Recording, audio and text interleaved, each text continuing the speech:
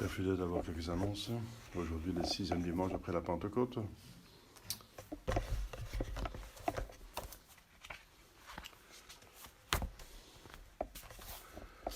Demain, le mois de juillet commence, dévoué à la dévotion du très précieux sang de notre Jésus-Christ. Et ça commence avec une fête, justement, du très précieux sang de notre Seigneur, 1er juillet, fête de première classe qui, en temps normaux, en dehors de la Révolution française, etc., serait imposée comme fête d'obligation. Maintenant, à cause du concordat de Napoléon, avec le pape, ce n'est pas plus obligé d'assister à la messe et de s'abstenir des travaux serviles. Je vous ai bien invité à assister à la messe si vous voulez. Mardi, visitation de la Sainte Vierge Marie. C'est la fête de l'amour du prochain. Exemple, la Sainte Vierge Marie. Mémoire des saints Processus et Martinien martyrs à Biélorussie. Notre-Dame du Botslav, patronne première classe. Biélorussie est finalement aussi en guerre avec l'Ukraine. Ils sont alliés à la Russie. Mercredi, Saint-Irénée, évêque de Lyon et martyr, un père de l'Église, très important. Il a écrit un livre contre les hérésies, Contra Hereses. Jeudi de la Férie, premier jeudi du mois. Éventuellement, on peut célébrer la messe de Jésus, souverain prêtre, pour la vocation et le soutien des prêtres existants. Vendredi, Saint-Antoine-Marie Zacharia, confesseur, premier vendredi du mois. Samedi, premier samedi du mois. De la Sainte Vierge au samedi. En certains lieux, Sainte Maria Goretti, Vierge et martyr. Elle est martyr pour une vertu chrétienne de chasteté. Dimanche prochain, 7e dimanche après la Pentecôte.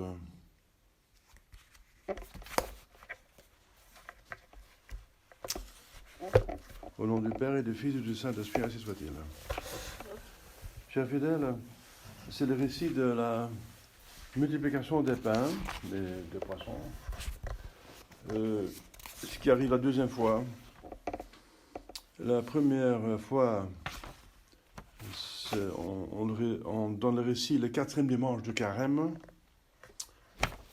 justement pour préparer les gens, les fidèles, à le devoir pascal, de bien communier, parce que c'est une figure de la communion.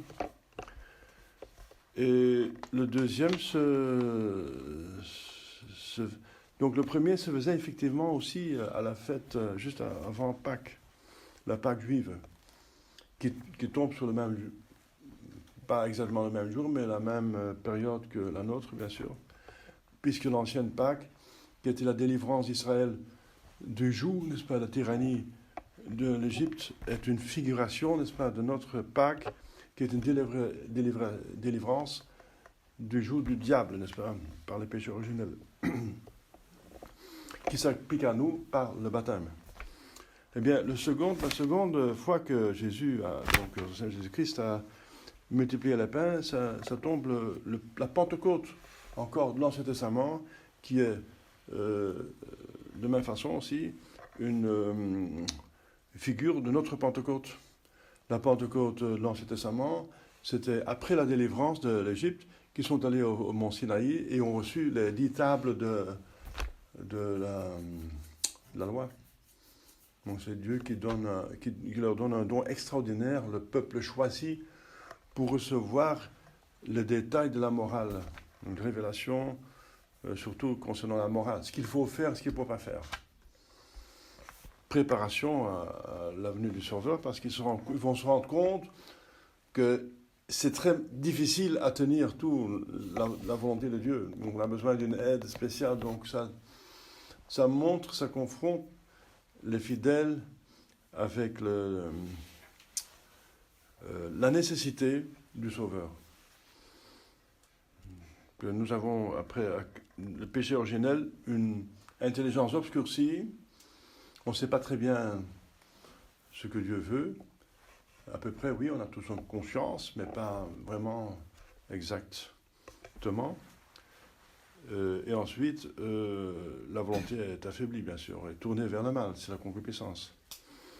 C'est le corps qui tire l'âme vers les péchés. Pourquoi ? Eh bien, parce que justement, ils ont perdu, Adam et Ève ont perdu le don de l'intégrité, de la soumission totale du corps à l'âme.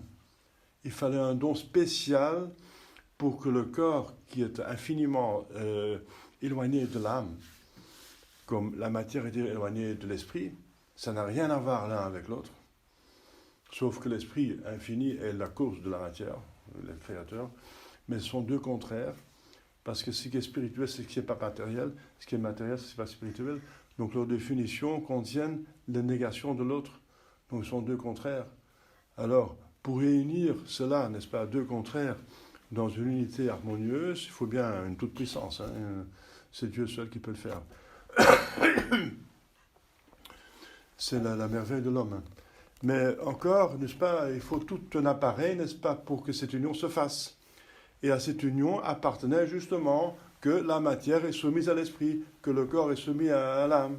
Et donc il fallait un don spécial pour que ça se fasse convenablement.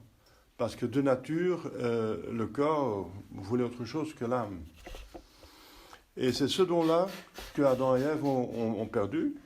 C'est pour ça qu'ils se rendent compte que tout d'un coup, ils sont nus, n'est-ce pas ? Avant, ça ne gênait pas. En tout cas, ils étaient mariés. Mais quand même, ça gênait après, à cause de la concupiscence, n'est-ce pas ? Le corps était plus soumis à l'âme. Bon, je l'ai parlé en semaine à nos fidèles, mais c'est bien que tout le monde le sache pour voir exactement.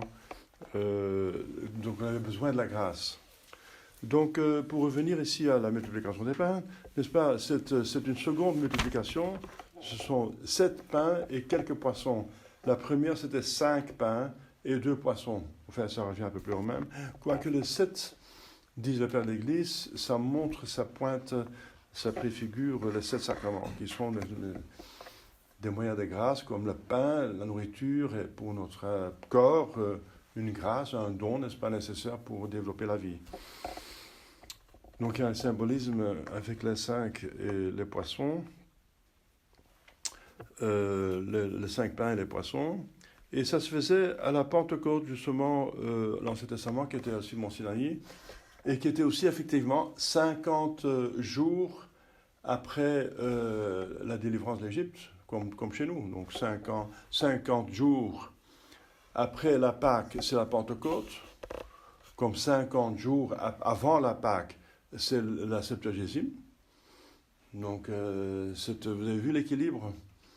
Donc, la préparation est aussi longue que la jouissance, n'est-ce pas ?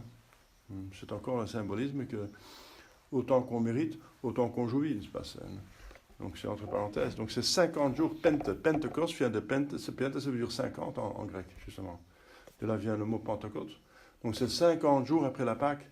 Eh bien, c'était dans l'Ancien Testament, c'était la même situation que 50 jours après la délivrance d'Égypte. Il y a effectivement ce don magnifique, extraordinaire, impressionnant, n'est-ce pas, que Dieu qui donne à Moïse sur le mont qui est en fumée, n'est-ce pas, avec le tremblement de terre et les foudres, pour montrer la colère de Dieu si on ne tient pas les commandements. C'est un moyen pour aller au ciel, mais il n'y a rien d'autre. Il faut le faire, si on ne fait le pas, il y a la punition. Donc, c'est un peuple qui pêche, n'est-ce pas, qui a péché et qui est en train justement que Moïse va en haut, il va encore pécher, c'est l'histoire du veau d'or. Ils vont faire un veau d'or avec l'argent qu'ils ont appris de l'Égypte, ils vont le fondre, ils vont faire un veau d'or pour l'adorer comme le vrai Dieu. Moïse vient de tourner son dos et ils adorent déjà un faux Dieu qui est très pénible pour Dieu. Parce que le premier commandement, c'est le plus sensible pour Dieu. Parce que c'est vraiment, c'est détrôné. Ils disent, vous n'êtes pas Dieu, c'est ce veau qui est Dieu, n'est-ce pas ? C'est lui qui nous a délivrés de l'Égypte.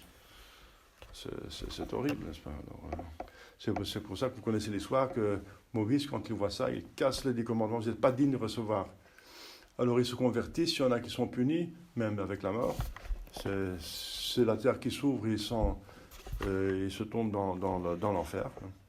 Et voilà, Moïse va de nouveau sur la montagne pour recevoir une deuxième fois les 10 commandements. C'est très intéressant ces récits. Lisez l'Ancien Testament, surtout les livres historiques. C'est très intéressant. Et c'est là, donc,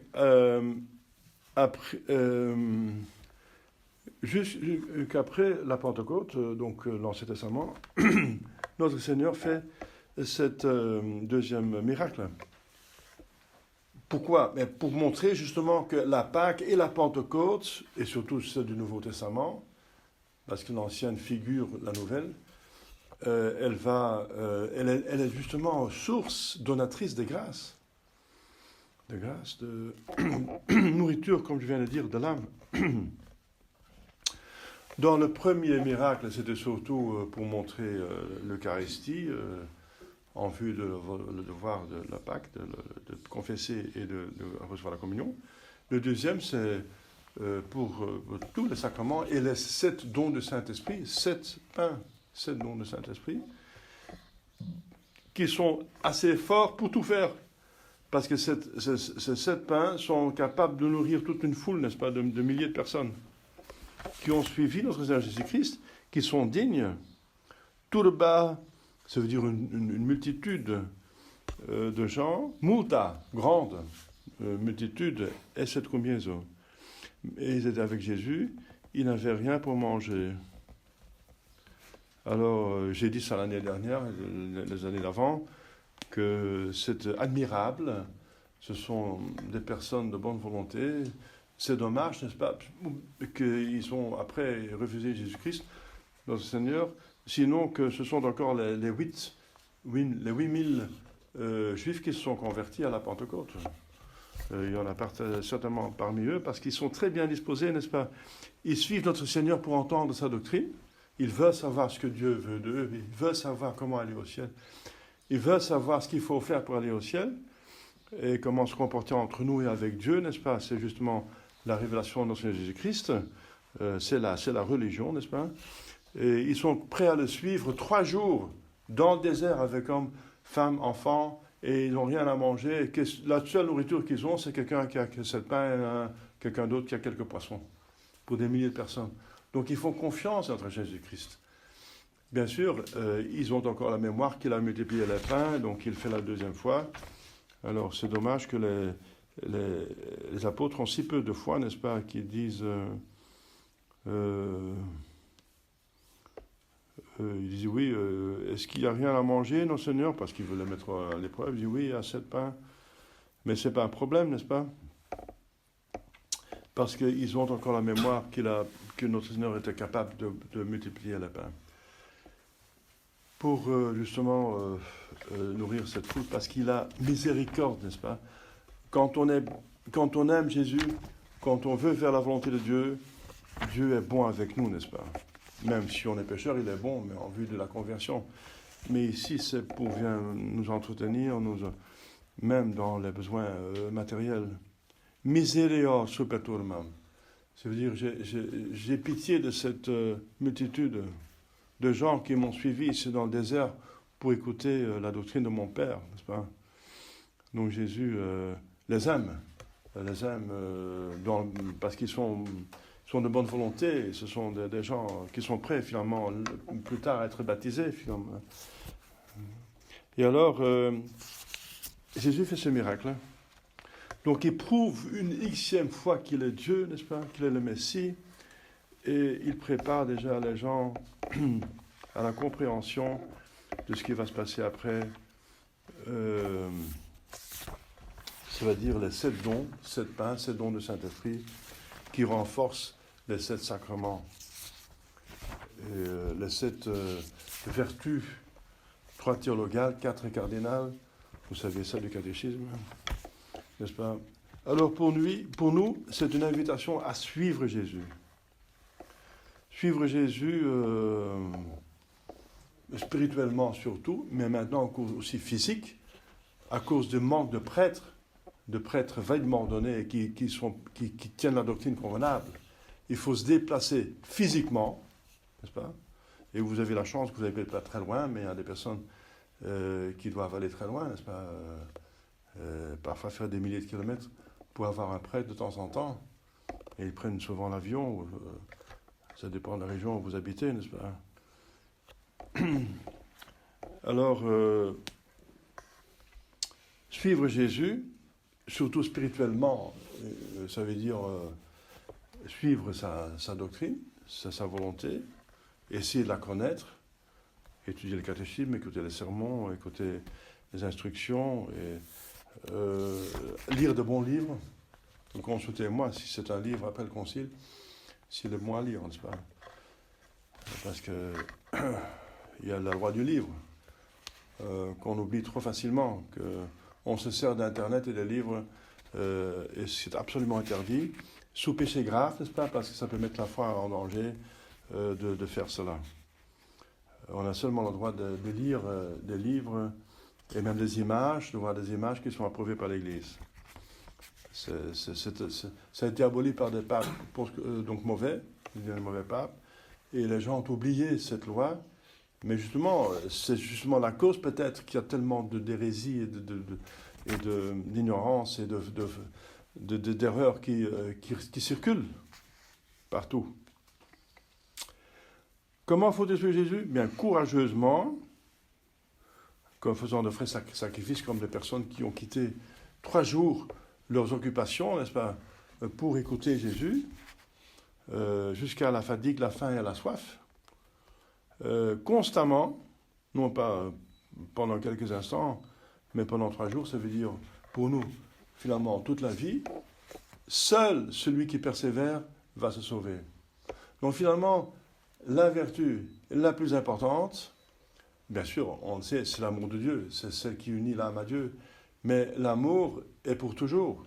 C'est essentiel à l'amour qui est entier. L'amour veut être entier. C'est essentiel à l'amour d'être entier. Tout pour toujours. Sinon, l'amour n'est pas satisfait. Eh bien, pour toujours, eh bien, justement, dans l'amour, le plus important, c'est la persévérance finale. Avec elle, on a tout, sans elle, on n'a rien. Même si on a vécu comme un saint, à la fin, on fait un péché mortel, ce qui n'est pas probable, mais possible, eh bien, on va en enfer, on a loupé. Donc, il faut prier tous les jours pour la persévérance finale, suivre Jésus, 3 jours qui symbolisent donc, parce que 3 jours, pour ces gens qui n'ont pas mangé, ils n'ont pas mangé à boire avec les enfants, c'est quand même héroïque, hein? C'est admirable. Donc, les Juifs, c'était pas des méchants, partout il y a des bons et des mauvais, ce sont des gens très pieux, admirables, c'est pas comme Jésus, Joseph, Marie, c'était des Juifs. Donc, bien sûr, Jésus était Dieu, mais il y a des saints Juifs, il y a Nicodème, il y a 8000, comme je viens de le dire, qui se sont convertis convenablement. Avec une confiance entière, on a un besoin, on risque de mourir, mais on lui fait confiance, sans s'inquiéter de la nourriture ni des inconvénients de toutes sortes auxquels il s'exposait. Ça, on oublie assez vite, surtout dans ce temps de difficultés, n'est-ce pas, économiques, financières, politiques, sociales, qu'on s'inquiète, n'est-ce pas, et on essaie prenez des préparatifs raisonnables, mais ne vous inquiétez pas, faites confiance à Dieu. La voyante que je viens la prophétesse que je viens d'étudier, Mélanie Van Onkenzelen, vous savez, elle a vécu saintement, elle a eu les stigmates, elle a fait des miracles, n'est-ce pas? Elle a fait des prophéties qui sont tous réalisées, sauf ceux qui viennent sur l'avenir. Elle a prévu la mort d'Albert Ier. Il a vu qu'on l'a tué, que la franc-maçonnerie l'a tué, n'est-ce pas? Jeté du rocher, n'est-ce pas?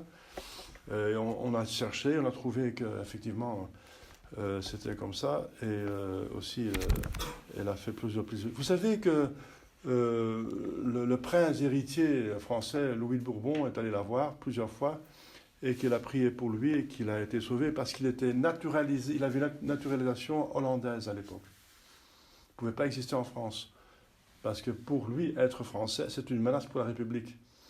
Donc s'il est déjà réussi, il a une nationalité étrangère, c'est moins menaçant. eh bien, il avait une nationalité hollandaise, et pendant la guerre, il était officier de l'armée. Et 3 fois, n'est-ce pas, tout son régiment était tué. Lui seul se sauvait.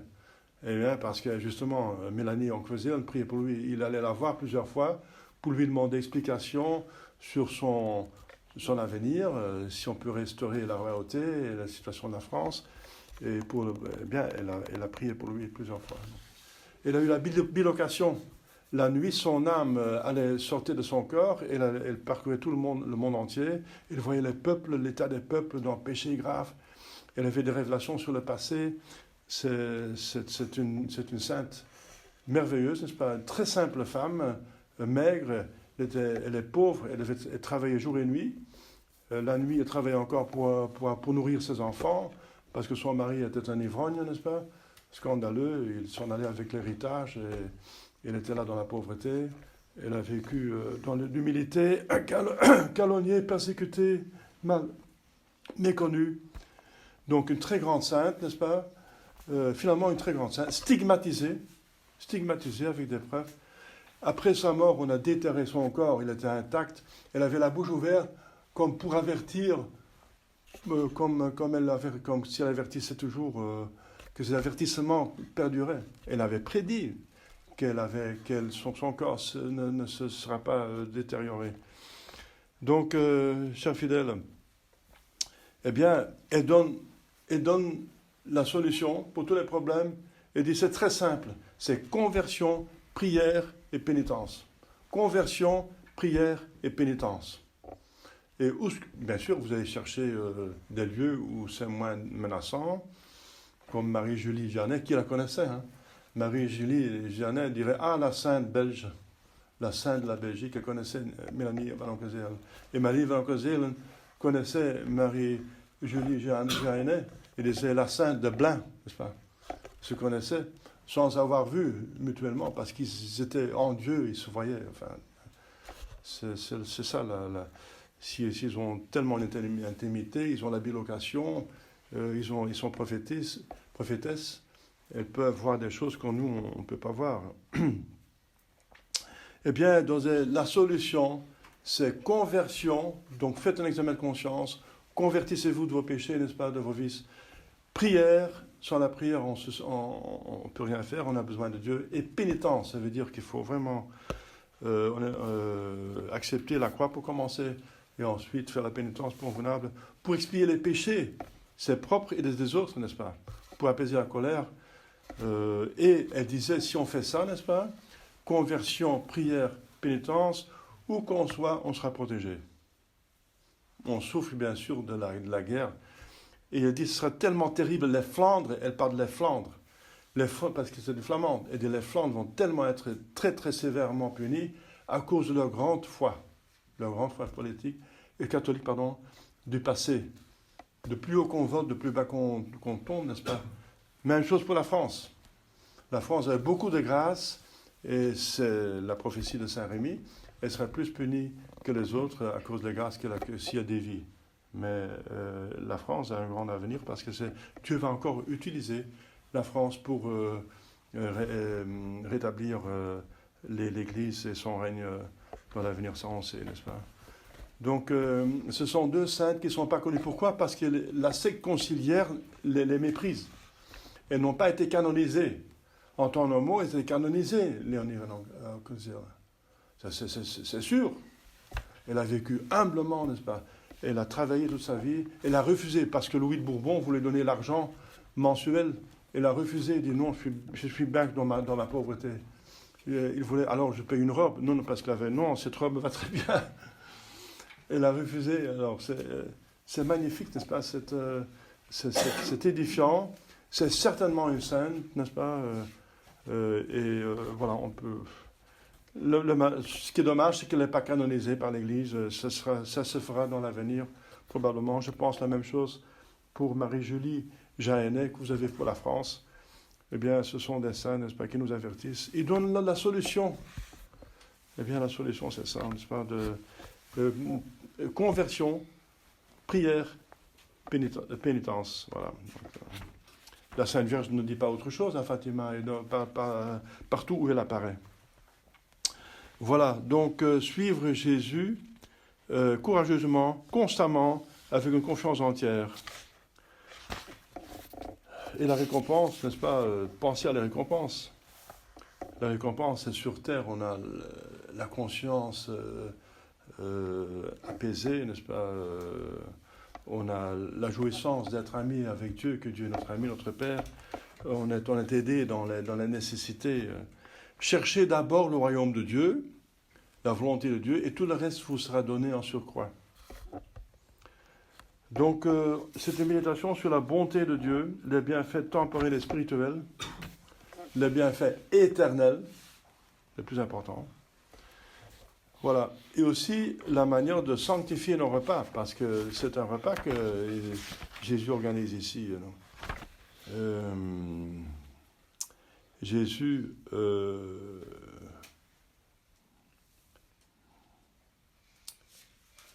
gracias a agens. Donc, il prenait les 7 pains, il rendait grâce à Dieu. Donc, prière avant le repas. Vrees dat we precies abonnet besoin tomber. Donc, comment sanctifier le repas? Par la tempérance, par la prière avant et après le repas, et par la pensée, la présence de Dieu qui nous donne ce repas, par la charité en faisant la part des pauvres. Voilà, chers fidèles, une invitation à une grande confiance en Dieu qui est bonté, qui nous aide. Si nous, de notre part, nous faisons notre possible. Au nom du Père et du Fils et du Saint-Esprit, ainsi soit-il.